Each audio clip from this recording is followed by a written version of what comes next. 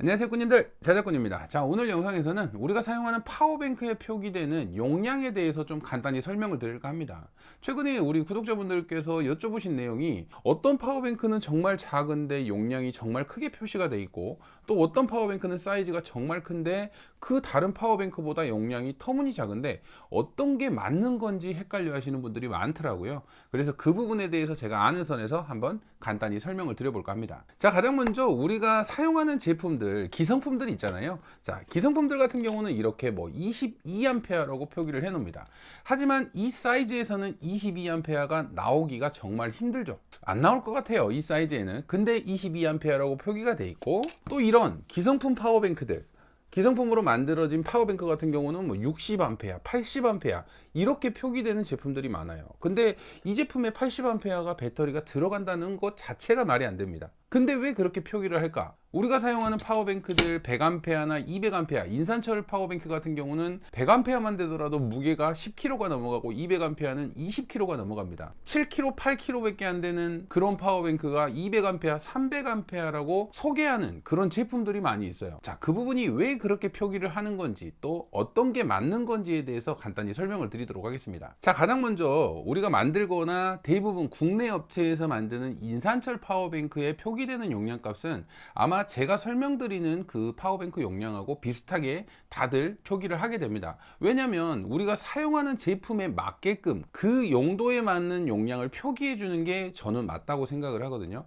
예를 들어서 우리는 인산철 파워뱅크나 리튬이온 파워뱅크를 만들 때 12V 제품들을 주로 사용하기 위해서 그 파워뱅크를 제작을 하게 됩니다. 12V 전압에 대한 용량을 표기하기 때문에 12V를 썼을 때 그 용량을 다 사용할 수 있는 그런 용량을 표시하는 게 맞다고 생각을 해요. 예를 들어서 12V 1A짜리 우리가 제품을 구동을 했을 때 12V 파워뱅크로 사용을 하면 200A라면 200시간을 사용할 수 있는 거고요. 뭐 12V 5A짜리를 사용하면 200A로 약 40시간 정도 사용할 수 있는 이런 계산이 나오는 거죠. 하지만 외국에서 특히나 만드는 업체들, 그런 파워뱅크들 같은 경우는 12V 기준으로 용량 표시를 하지 않습니다. 자, 우리가 12V 배터리가 만들어지기 위해서는 인산철은 4셀이라는 4개의 직렬로 연결이 돼야 되고요. 그리고 리튬이온 같은 경우는 3셀이라는 또 3개의 배터리가 직렬로 연결이 돼야 됩니다. 그런데 해외 업체에서 용량 표기하는 표기법은 원래는 이 3개나 4개가 직렬로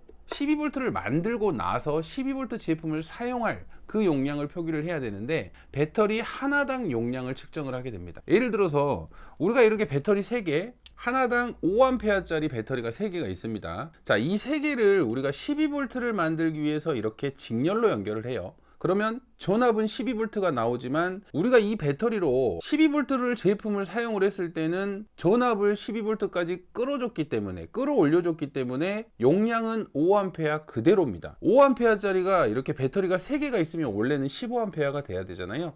이 15A가 되기 위해서는 병렬로 연결을 해야 되는데, 이 배터리 하나 자체가 공칭전압 3.7V라는 리튬이온 배터리입니다. 3.7V 제품을 사용을 했을 때는 15A 용량을 쓸 수 있어요. 하지만 우리는 거기에 3배 정도 되는 공칭전압 11.1V, 우리가 사용하는 12V 전압을 만들기 위해서 배터리를 직렬로 우리가 이 배터리의 용량 대신 전압으로 올려준 거예요. 예를 들어서 우리가 하나에 3.7V짜리인데 12V 제품을 사용하기 위해서는 3배의 힘이 필요하잖아요. 그래서 그 힘을, 이 용량을 직렬로 연결을 해서 사용하는 거예요. 그래서 우리가 이렇게 12V 제품을 사용을 하면, 자, 12V 전압이 나오기 때문에 이 배터리 3개에서 동시에 전류값이 나가게 됩니다.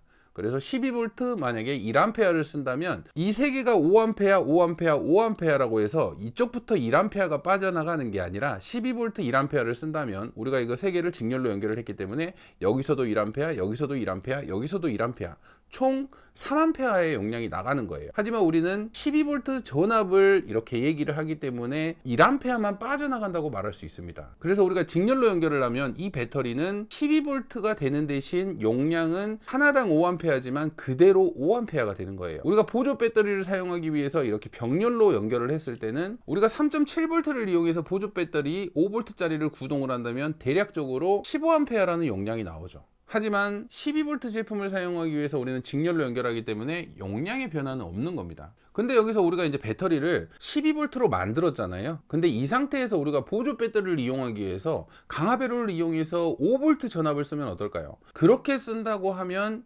5V로 사용을 했을 때는 이 용량을 15A라고도 말할 수는 있어요.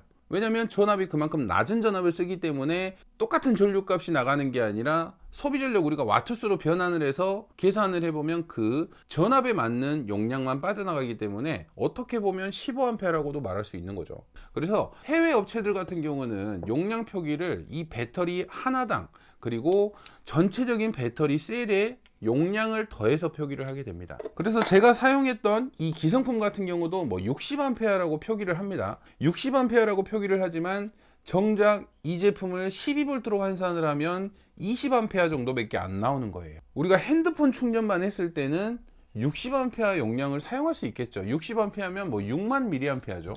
그래서 우리가 이제 파워뱅크의 용량을 대략적으로 알고 싶잖아요. 전압을 모를 때 이 배터리가 내가 12V로 사용하는 기준으로 몇 암페어 정도 되는지 이 부분을 계산을 하고 싶으면 전체 와트 아우어라는 표기 값을 보면 됩니다. 그래서 우리가 이제 보통 예를 들어서 우리가 사용하는 파워뱅크가 1000와트 아우어라는 표기값이 있다. 그러면 거기에 12로 나눠주면 됩니다. 우리가 이제 리튬이온 배터리 같은 경우는 11.1이라는 공식 전압으로 나눠주고요. 인산철 같은 경우는 12.8V로 이렇게 나눠주면 대략적인 용량이 나오는데 우리가 사용하는 제품이 12V이기 때문에 정확한 값보다는 대략적으로 용량을 알려고 하면 그냥 12V로 나눠주시면 돼요. 그래서 1000W라는 제품을 12V로 나누면 약 80A 정도라는 용량이 나오게 되는데 자, 이 80A는 우리가 12V로 나눠줬기 때문에 12V 제품을 사용을 했을 때 80A를 사용할 수 있다는 계산이 나오는 겁니다. 국내에서 판매하는 인산철 파워뱅크, 리튬이온 파워뱅크 보통 대부분의 국내 제품들은 12V 기준으로 용량을 표기하기 때문에 그렇게 해서 용량을 비교를 하시면 돼요. 우리가 혹시라도 뭐 해외 제품을 구매한다거나 뭐 직구 제품을 구입을 할 때도 해외 제품 같은 경우는 이 용량을 대부분 좀 더 높아 보이게 하기 위해서 1셀로 계산을 해서 엄청나게 큰 용량을 적어 놓게 됩니다. 근데 정작 받아보면 사이즈는 작고 용량도 작고 사용 시간도 작고 아, 내가 속았구나 라고 생각하실 수도 있는데 어떻게 보면 그 표기법이 또 틀리다고는 할 수가 없으니까 와트 아워라는 표기값을 꼭 보시고 내가 사용하려는 12V 전압으로 나눠 가지고 그 용량을 확인하시는 게 가장 간단한 방법입니다. 그래야지 좀 뭐 속아서 샀다거나 좀 둘렸구나 뭐 이런 생각이 안 드실 거예요. 그렇게 계산하다 보면 와트수를 볼트로 나눴을 때 계산을 해보시면 기존에 봤던 100A, 200A 이런 해외 제품이나 기성품들 파워뱅크 같은 경우는 실제로 용량이 엄청나게 작다는 걸 아실 거예요. 그래서 뭐 1셀로 표기하는 표기법이 맞냐 또는 3셀이나 4셀로 12V 제품으로 표기하는 용량 표기법이 맞냐, 이거는 솔직히 정답은 없는 것 같아요. 하지만 국내에서 돌아가는 기준 같은 경우는 12V 기준으로 용량을 체크한다는 점, 특히나 해외 제품이나 이런 직구 제품 같은 경우는 대부분 1셀로 표기를 해서 용량을 좀 높게 보이려고 한다, 뭐 이렇게 생각을 하시면 될 것 같아요. 여기서 이제 확인하는 방법은 아까 말씀드린 대로 전체 와트 아워라는 총 전력을 내가 원하는 전압으로 나눠주면 그 배터리의 기준 용량이 나오게 됩니다. 그 부분만 알고 우리가 배터리를 구입하거나 파워뱅크를 구입하시면 사용 시간도 계산하기가 쉽고 또 터무니없는 작은 녀석을 또 비싼 가격에 구입하시는 일이 좀 없을 것 같아요.